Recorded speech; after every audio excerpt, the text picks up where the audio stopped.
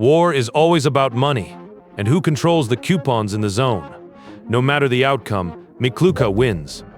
The current leader of the Freedom faction, MIKLUHA, hides many secrets that we will analyze in detail in this video.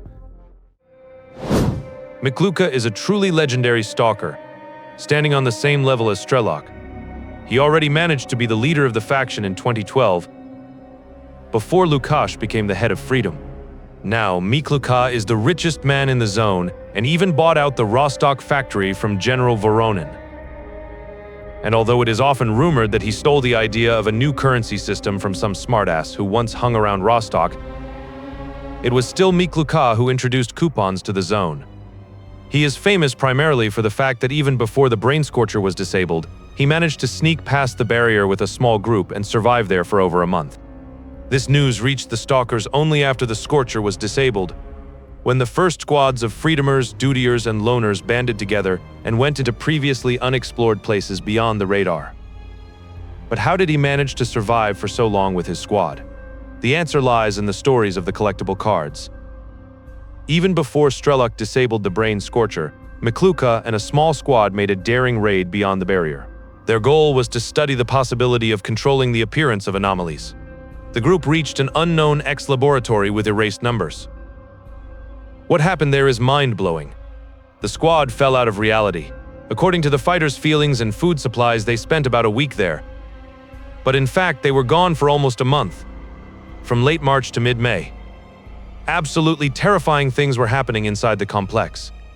Inside the flasks were creatures that not even tall tales circulated about wrong. Creepy mutants that looked as if they were assembled in a hurry and without instructions. At the exit from the laboratory, anomalies suddenly formed, tightly locking the squad inside.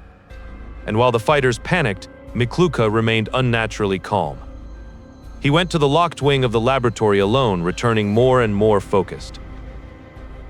The fighters heard him muttering about certain agreements, about the other side, and he also mentioned the MDST and the mysterious representative. To get out, MIKLUHA performed a ritual. He pulled one of the creepy mutants out of a flask and dragged it into the closed wing. Right after that, the anomalies blocking the exit disappeared. The passage opened. Exactly here lies the true reason for the conflict with Lukash. Returning in the fall of 2012, MIKLUHA declared that he had contacted the MDST and the representative himself. This knowledge completely changed the understanding of the laws of the zone. MIKLUHA tried to convince the acting Freedom leader Lukash of this, but their views radically diverged. A harsh split occurred, after which Lukash disappeared without a trace, holding a grudge, and MIKLUHA usurped power. And now, in the current events of Stalker 2, we will see the consequences of this enmity.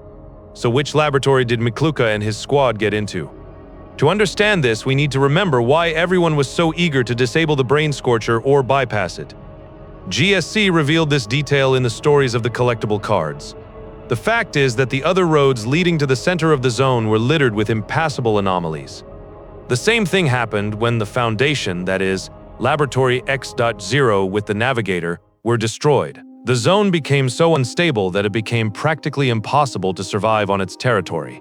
Chaotic massive emissions and constantly moving extremely dangerous anomalies did their job. Therefore, finding a way to bypass the Scorcher was much easier than tempting fate on unexplored paths. Nevertheless, the most determined stalkers still managed to reach the center of the zone and get into the sarcophagus to the monolith installation. One of the first was Scar. He reached the monolith back in 2008 and, as we know, became an agent of C Consciousness.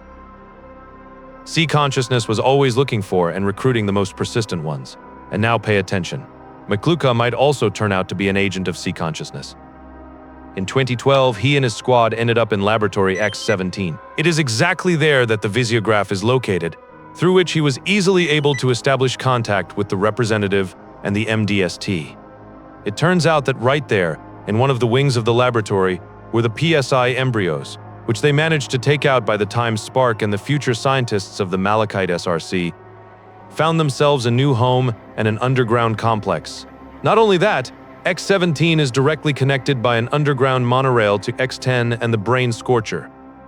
And in the upcoming expansion, a medic from Malachite nicknamed Spitza will give us a quest to find secret documents in X-18. We will talk about this task in detail in the next video. But one thing is already clear right now. MIKLUHA will turn out to be one of the main antagonists of the Cost of Hope DLC. Write what you think about this in the comments. If this video hits 500 likes, I will immediately release a video about Laboratory X8. Subscribe to the channel and do not forget about the Telegram channel. DEDKAF was on the line. Good hunting, stalkers.